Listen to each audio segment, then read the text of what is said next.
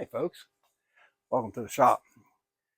So it occurs to me that I haven't done a shop tour on my new shop.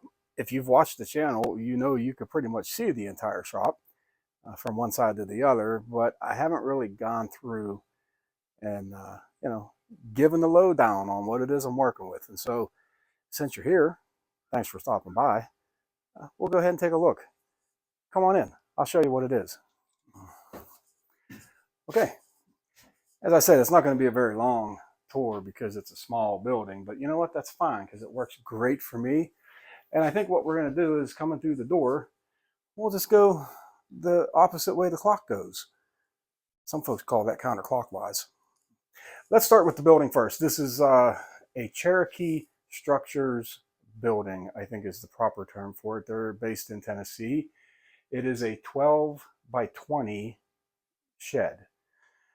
Has a loft area. We'll get to that in a minute. It's got a peaked roof. The person that ordered this for me, and I should explain that, when I moved to this new church, they knew that I was a woodworker and there wasn't really a place for me to set up. And so they got this shed for me specifically to set up as a wood shop. A couple of the guys from the church came in, did all the wiring, put all the plugs in. I have got more plugs than I know what to do with. Put the lighting in, all of that. It's got a panel over there we'll get to in a minute. And so first thing I need to say is thank you to the church because they made sure that I was set up. And so that's what I'm working with. It's a wooden floor, which is great because it's a lot easier on the back. So we're going to go to the right. But by the way, I'm a terrible host. I didn't clean up nothing. I didn't know you guys were coming. Okay. This is basically exactly what it looks like after I get done with a project. If yours looks any better, let me know. Tell me down below. Do you keep your shop perfectly clean? Because I don't. Anyway, let's take a walk here. Quick walk. This is my Rockler dust collector. It is a 3/4 horsepower. I guess they would call it a single stage setup. I currently have a cardboard canister with those little things you buy from Amazon that shoot different directions. You can make your own deal there. I'm running about a 20-foot hose, maybe less than that. And I just drag that from place to place, which is not convenient at all. Really, it's not, because currently it's set up on my table saw, and if I want to move it, I have to climb under the table saw, disconnect it, and take it to where I'm going. But new dust collection is in the plans. It's in the works. I said a couple of videos ago that I met with a gentleman and we kind of have a plan mapped out.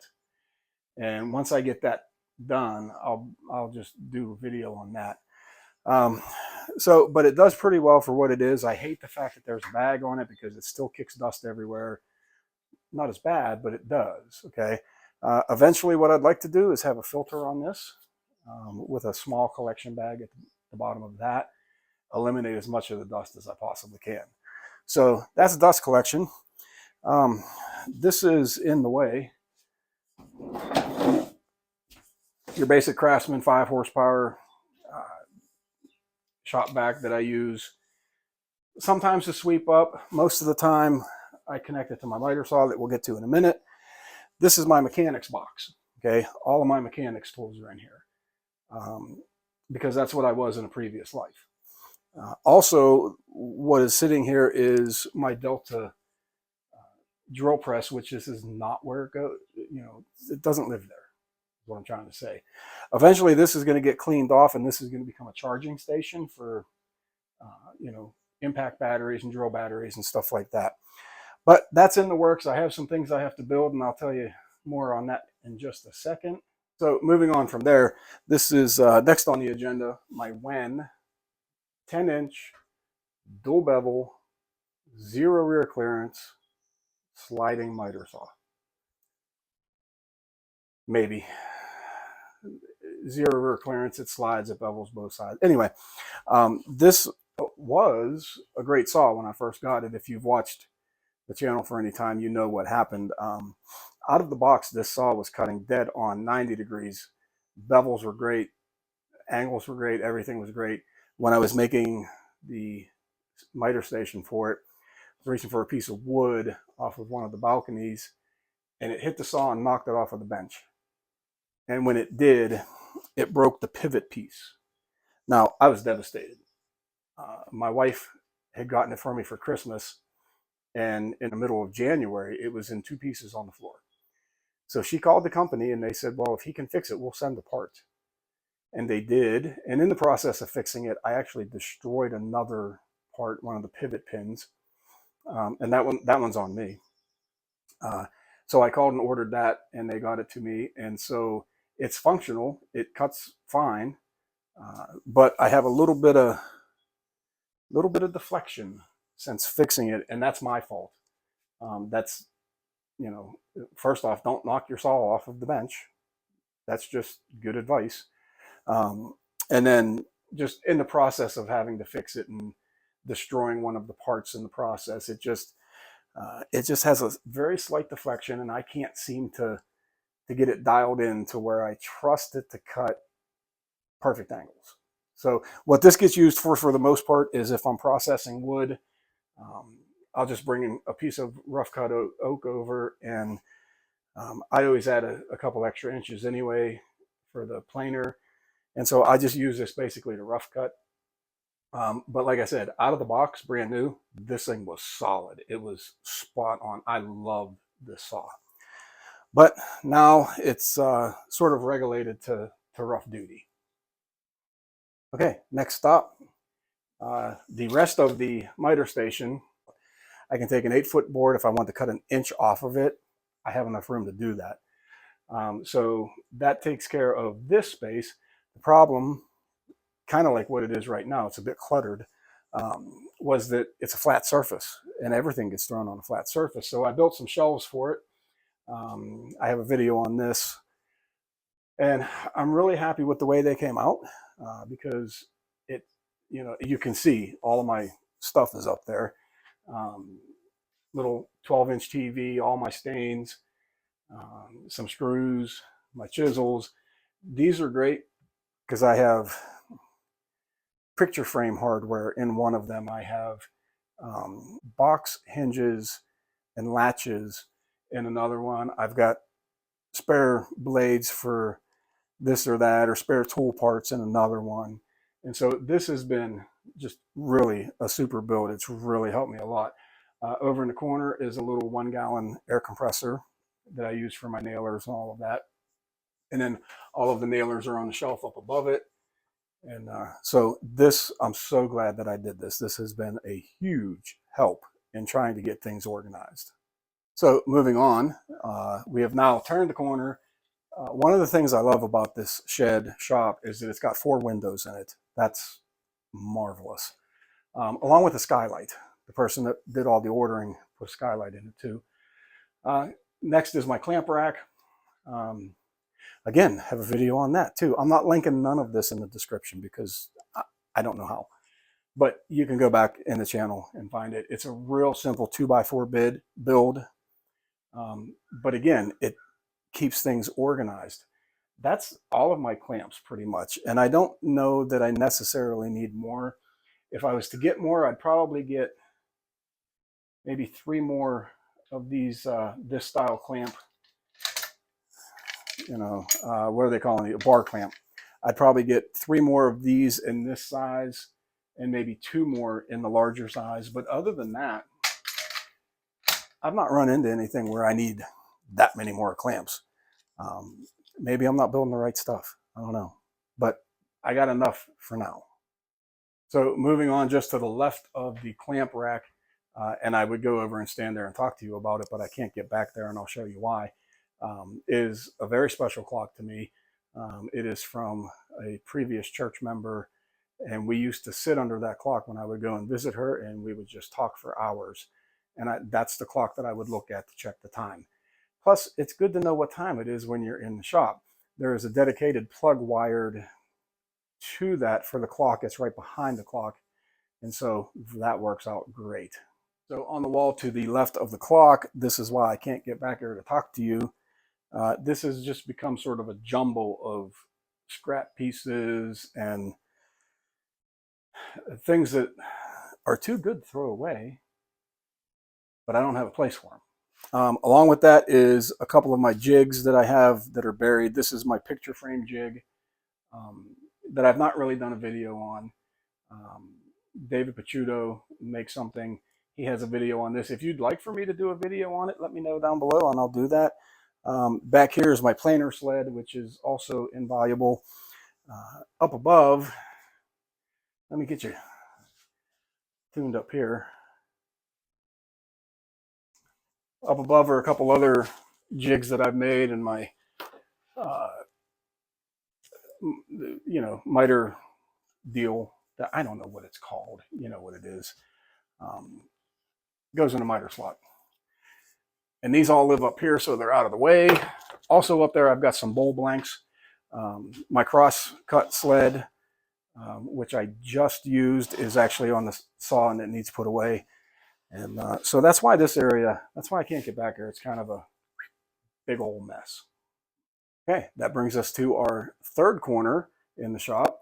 And first off, this is an AC unit that I'm finding out I definitely need down here. It's just a little window unit, and I'm lucky that it fits in there.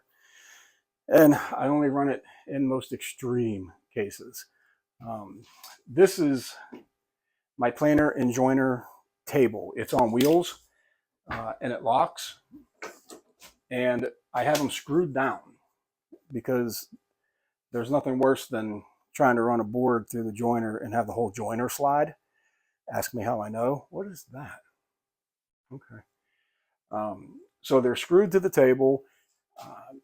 Ideally, I'd like to have a little bit bigger table because parts of the joiner hang over the planer, but I still have a good 6 to 8 inches of clearance, and I'm not planing nothing that thick. So again, when I'm using this, I wheel this out over to here. I climb under my table saw and get my hose, and I just connect it to whichever I need to use. The planer or the joiner is a 6-inch benchtop Wen helical head, I think it is. Individual little square blades. And I'm pretty happy with it, if I'm being completely honest. My only complaint about it is that it has an incredibly short in-feed and out-feed table. So if I'm doing anything of even 3 foot, 2.5 foot, and it has a bow to it that I'm trying to get out, I need a little bit more space, is what I'm trying to say. The planer is a Bauer from Harbor Freight, 12.5 inch. I have just beat the living snot out of this thing. Everything I use is rough cut, so it is constantly getting oak and cherry rough cut sent through it, and it just keeps coming back for more. I'm really pleased with the performance of it. Kind of like I said in the lathe video, I'm not going to tell you that it's exactly the same as the Craftsman unit, but if you put them side by side, they look exactly alike.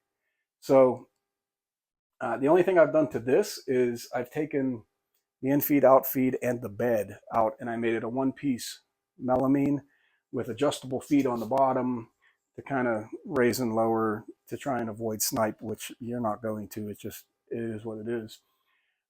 But other than that, the thing runs great. No complaints about it. I guess if I had a complaint, it's that it's a straight blade planer and not a fancy helicoil head planer. But at that price, who cares? It does great. The other thing that I should notice, that you might notice, is that there's this random box shelf here. Originally, I had a lathe sitting here, and so I needed a place to put all the lathe stuff. And so I just real quick, 10 minutes, not even 10 minutes, 5 minutes, threw a box together so I could throw everything in there, and then promptly moved the lathe to where we're going next. So in the middle of that wall is my new lathe. I just talked about this last week. This is the Central Machinery. I don't remember the model number, but I go back and watch that video. I just went over the whole thing. And I like it here rather than over there, because when I tried to move the tailstock back, it hit the wall and I didn't have enough room. Not so that I can turn the largest thing I can get, but because when I was getting tools in there to turn, I was hitting the tailstock. I couldn't back it up no more. So now I've moved it over here so I have free range of movement all around the lathe. And so it seems to be helping quite a bit. Now, the shelf that I talked about, I'm probably gonna build a new one. I need to build a rack to put all my lathe tools on, and I'd like to put a shelf above it that keeps the chucks and the face plates and all of that. And but that's down the line. I'll get to that sooner or later. So corner number 4. Hello, hello. Corner number 4 is sort of a hodgepodge. I don't know what to do with the corner. Um, this is the bottom of a Craftsman toolbox that has random household, like, I don't know, just stuff. On the bottom is a Sawzall, a couple of really big, pipe wrenches and things like that. Random scrap wood that eventually I'm going to burn once I put my fire pit together. So, there's that. Now, I told you I would talk about the drill press later, and this is where this comes into play. I'm going to make much like the miter stand, I'm going to make a bench here, possibly an L-shaped bench. I'm not decided yet. And it will have my rigid sander on it, the oscillating belt and spindle sander, which I didn't show you, but it's under there. And also my drill press. Those will both go on here. And there'll be drawers underneath of it. And then I'll have to find a new place for this, I suppose. Maybe the fire pit. It's a good place for it. So beside the scrap bin, behind there's a 20-inch box fan that I can throw in a window if I need to, if it starts to look like Los Angeles in here with the smog and the haze. I have 2 of these rollers. The other one is over by the other window. That is also from Harbor Freight. That's the Bauer model. And I don't use them often, but it's one of those things where if you need it, you're glad you have it. One of those deals. And then this is probably the second to the latest acquisition I've gotten. This is a 12-inch Craftsman bandsaw that was gifted to me, and it was gifted to the person that gave it to me. And so it just kind of is bouncing around. But this thing's awesome. It gives me a lot more resaw capacity. I've recently changed the blade to a 1/2-inch, 6 tooth per inch for resawing, which is the reason I wanted the bigger saw. This is an older model, but boy, it runs fine. And, it's easy to set up. I went through, it had a 1/4-inch blade on it before, which, as it turns out, you cannot cut a walnut log in half with 1/4-inch blade. Don't try it. I did it once, put the second one through, snapped it in 2 different pieces. It scared me to death. So now it has a 1/2-inch blade on it. This thing runs great. It's got a little headlight that comes on when you're running it, which helps. I can't go wrong with this thing. It just does what it's supposed to do. And that brings us to the other door, which I never open. This has about, I guess it would be 4 foot or no, it's bigger than that, maybe 6 foot. You can open these up, but I never open more than one door because I never have anything so big that I have to bring in or take out. But it is where I keep my garbage can. I used to keep it over beside the table saw, but having to climb in and out of there, getting the hose out, this seems like a good spot for it. I just slide it out of the way if I have to cut something on the bandsaw. I guess what I can do,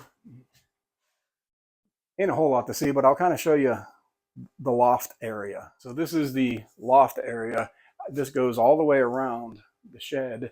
It is approximately 2 feet on the sides, and I'm going to say it is 4 feet on the ends, which is great. It gives me a lot of storage. As you can see, I still have some stuff in boxes, but oh, don't fall now. Don't you do that. If I grab too much wood out of the basement, I'm able to just toss it up there and keep moving. Down at that end is my welder, stuff like that. Some more boxes, some more insulation that I didn't get put up yet. But again, having this up here keeps things out of everywhere else. And so I'm so happy that they ordered it with that. I had no say, so all they asked me was what size I wanted. And then the gentleman that ordered it just went to town. And so it really helps. And especially once I get some more of the things out of boxes and to where they're supposed to be, then I can actually put a little bit more lumber up there so I'm not having to run to the basement every time I need something. And that brings us to the middle of the shop, which is where, of course, my Delta T2, I don't know, 36 something something something T2 table saw. I don't remember what the model number is. Bought this about a year ago, maybe a little bit longer than that. And I am I'm extremely happy with this saw. I have added, which you can't really see, but that big white piece there, that's where I've added a router table onto the right wing. As I said, my crosscut sled is in there right now. I don't have a whole lot of complaints about the Delta table saw. It's a contractor saw. They did put dust collection on it, which when I first got it worked great. It's got some leaks to it now. And so one of these days, you know how that works, one of these days I'm going to kind of sit it over on its backside and take the dust collection apart and just really seal it up really well and see if I can do a little bit better job there. And that brings us to the workbench. I think every shop has to have some kind of a workbench. I'm pretty sure everybody else's is better than mine. I have a video on me rebuilding this. I'm not going to link it in the description. I don't know how. Again, go back and find it. But don't pay too much attention to it because it's not as great as I want it to be. I'm happy with the top. It's maybe 1 inch, 1 inch and a quarter. Laminated strips of what I believe to be maple. But when you're watching the videos, I'm usually either here or I'm at the table saw. So if you've watched for a while, you know this view. This is where I'm always at. Putting something together anyway. So one of these days I'll rebuild this.